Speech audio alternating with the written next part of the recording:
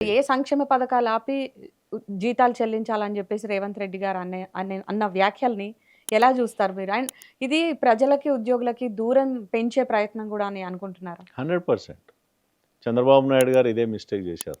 మనం చూసినాం గతంలో. 2004 కన్నా ముందు ఉద్యోగులను వేధింపులకు గురి చేస్తే చివరికి చంద్రబాబు నాయుడు ఇంటికి పోవాల్సొచ్చింది. రేవంత్ రెడ్డి గారు ఆ పరిస్థితి తెచ్చుకుంటే వారికే నష్టం. మొత్తం ఉన్నదంతా ఉద్యోగులకు ఇస్తున్నాము. ఒక రిటైర్ అయిన అటెండర్ కూడా 50 లక్షలు ఇవ్వాల్సి వస్తుంది అని చెప్పడం అంటే 50 lakhs ఎందుకు ఇస్తున్నారు? ఆయన గవర్నమెంట్ శాలరీస్ ఏదో అమౌంట్ పోతూ రిటైర్మెంట్ అప్పుడు ఇంటికి డబ్బులు తోఫా ఇవ్వట్లేదు, గిఫ్ట్ ఇవ్వట్లేదు. 30 సంవత్సరాలు ఒక ఎంప్లాయీ పనిచేసిన రోజు నెల నెల తన జీతంలో నుంచి కొంత కట్ అవుతుంది.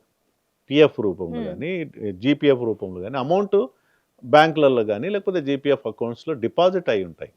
అది మెల్లమెల్లగా ఇంట్రెస్ట్ రూపంలో పెరుగుతుంది. రిటైర్మెంట్ అయ్యే స్టేజ్కి లంసమ్ అమౌంట్ కనిపిస్తుంది. ఆ అమౌంట్ తోటి పిల్లల పెళ్ళిళ్ళు కానీ, ఇల్లు కొనుక్కోవడం కానీ అది జరుగుతుంది.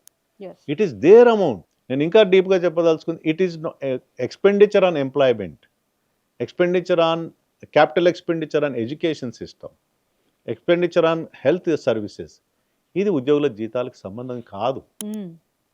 వైద్యానికి సరి అయిన సదుపాయాలను వైద్యం అందించడానికి నర్సులకు, డాక్టర్స్కు శాలరీ పేమెంట్ చేస్తే it is not a salary, it is expenditure on health. Law and ఆర్డర్ని కాపాడుకోవడానికి దాదాపు ఒక 70,000 మందో 80,000 మంది పోలీస్ డిపార్ట్మెంట్కి జీతాలు ఇస్తున్నామంటే వాళ్ళకి జీతాల రూపంలో చూడకూడదు. It's a cost of law and order. దీని అర్థం చేసుకునే ముఖ్యమంత్రి దీని అర్థం చేసుకోకుండా ఉద్యోగుల మీద అభాండాలు మోస్తే ప్రజలకు, ఉద్యోగులకు గ్యాప్ పెరుగుతుంది అమ్మా. తద్వారా ఏం జరుగుతుంది? పాలనా యంత్రాంగం కుంటుపడుతుంది.